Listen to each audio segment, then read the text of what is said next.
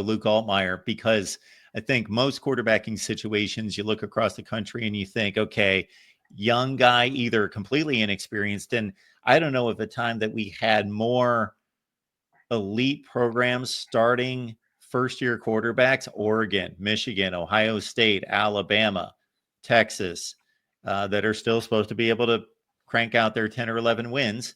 But with Illinois, we've got a third-year starter in Luke Altmaier.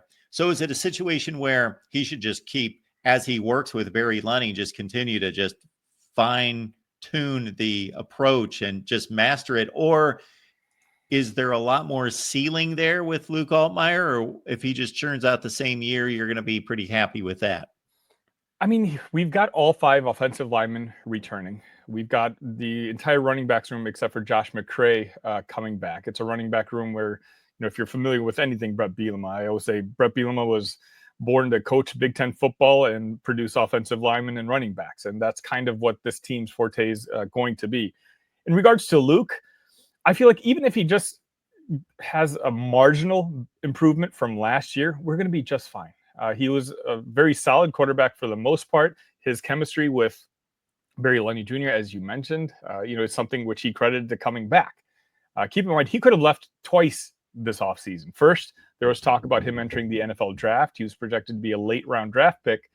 But then even when he announced that he was going to return to the Illini, then the Tennessee quarterback left. And every Tennessee insider that I was talking to hinted that they were going very hard after Luke and to try to bring him back to SEC country, where obviously, he started his career. But Luke, again, he said that he was bought into the program, bought into Bret Bielema, bought into Barry Lunney Jr., and, they had some convincing to do. But again, with the offensive linemen coming back, he trusts what they're building at Illinois. And I think if they're supposed to reach the ceilings that, 10 wins, 11 wins, it's going to be on the back of Luke.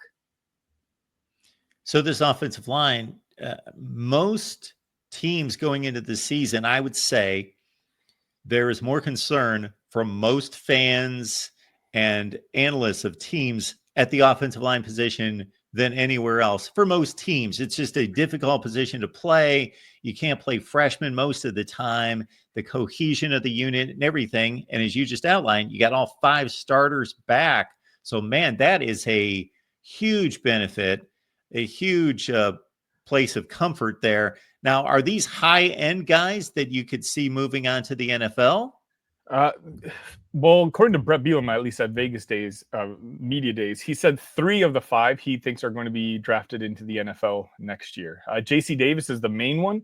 He, I believe, had a 4th round grade this past offseason, but because of the Diego Pavia rule, he was allowed to come back. And because he's back, he's a guy who I think is going to anchor essentially the entire offensive line. But it's one of those where just having 5 guys back, as you said, is a cheat code. You know what else is a cheat code? Is having a senior quarterback in today's college football landscape. A guy who's going to be in the system for the 3rd straight year playing under Barry. I think I'm more comfortable with the offensive line. It's probably the defensive line, which I'm sure we're going to get to a little bit, which I think is going to be a little bit more of a question, just because even though there's talented guys there, a lot of them are going to be new. A lot of them are coming straight down south from Madison, Wisconsin. Offensive line, I'm not too worried about. I think it's probably on the top 3rd in the Big Ten Conference. I'm okay with that.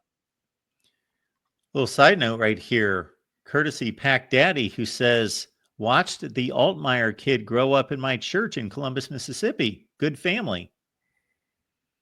So we've got connections here in the chat. Very nice. All right. Wide receiver play. So Zachary Franklin gone, Pat Bryant gone. And as is the case about 70% of the time in reviewing positional units, it's about, okay, what transfers came in? And so if you can get us caught up at wide receiver. So this was a big cause of concern for Illinois last year as well. Isaiah Williams and Casey Washington both got drafted into the NFL. So there's a lot of questions within Illinois. Who is going to be able to take those steps and become the next, 1 and 2 for the Illini? Late in the cycle, they were able to nab Zachary Franklin, who was, one of the more accomplished wide receivers that was in all of college football, to be honest.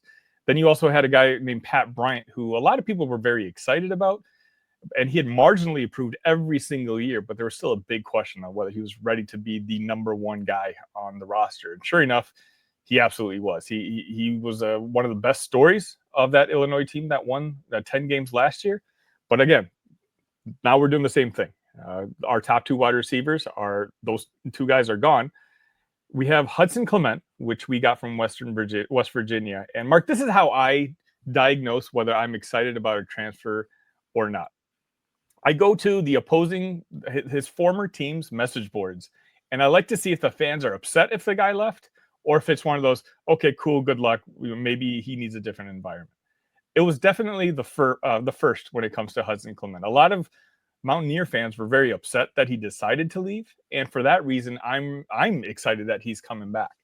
As for who's going to be the other guy, the younger guy, that's going to hopefully, of course, take the step that Pat Bryant took last year. Now, obviously, those are big expectations.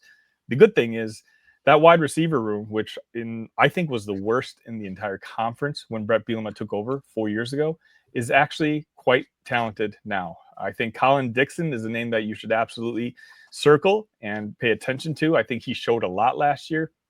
Obviously, Hank Beatty, I think, is going to have a big role on the team. They're also very excited about a transfer named Justin Bowick, who apparently has been doing really well during camp. And we still have a 4-star from a couple of seasons ago named Malik Elzy, who's a hometown kid who hasn't quite had the opportunity yet. But you're talking about 4 or 5 guys who can hopefully fulfill the role of a Pat Bryant. It's just nice because 4 years ago we were just hoping for one guy to step up.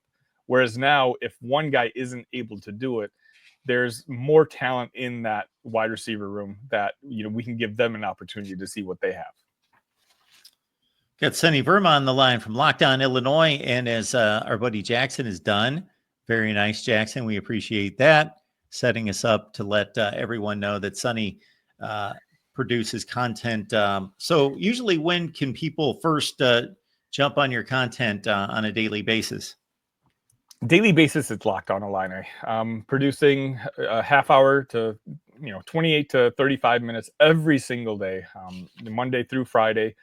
But you can also see me when the season comes around. I also cover the Chicago Bears on Bears on Tap. And Illini Cast was my original baby, which I also try to do once a week, but we're going to wait till the season starts with that.